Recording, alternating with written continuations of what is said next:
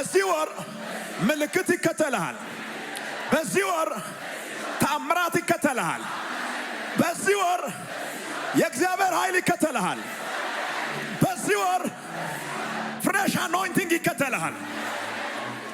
በዚህ ወር የተከፈተ በር ይከተልሃል። በዚህ ወር የተዘጋጀ ነገር ይከተልሃል። በዚህ ወር የዳዊት መክፈቻ ይከተልሃል።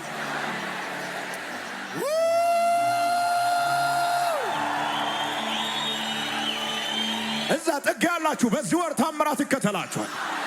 መጨረሻ ላይ ያላችሁ እዚህ ወር ታምራት ይከተላችኋል። አዎ አንቺ ግድግዳ ጋር የቆመች ሴት ታምራት ይከተልሻል።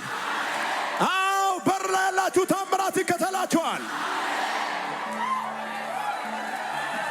አዎ ስላንተ የሚያውቁ ሰዎች፣ ስለ ቤተሰቦች የሚያውቁ ሰዎች፣ ዶክመንት እንደሌለ የሚያውቁ ሰዎች፣ ዘመድ እንደሌለ የሚያውቁ ሰዎች፣ ሞያ እንደሌለ የሚያውቁ ሰዎች፣ እንዳልተማርክ የሚያውቁ ሰዎች፣ ገንዘብ እንደሌለ የሚያውቁ ሰዎች፣ ዕውቀት እንደሌለ የሚያውቁ ሰዎች አትችልም እያሉ ትጀምራለህ።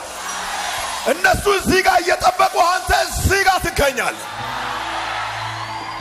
ኧረ አንድ ሰው ጮኸ አሜን ይበል። በዚህ ቀን የምናገረው ቃል የሚያምን ሰው ካለ በ24 ሰዓት ውስጥ ይፈጸማል።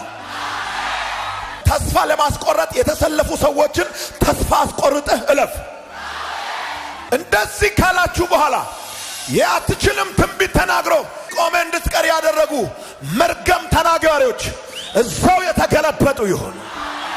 መንፈሳቸውን መትቻለሁ። አንተ ነህምያ ትችላለህ።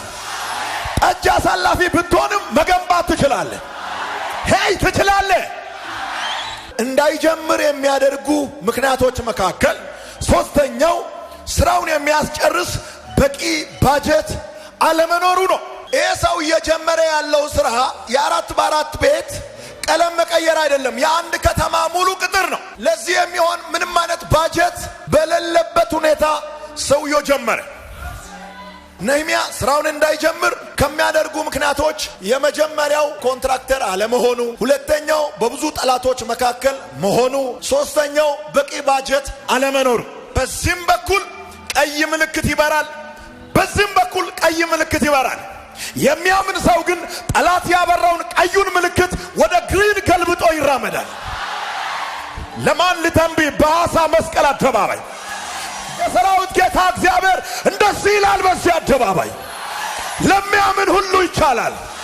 ዝቅ ካለ ስፍራ ተነስተ አነጋጋሪ ሰው ትሆናለህ። አንድ ሰው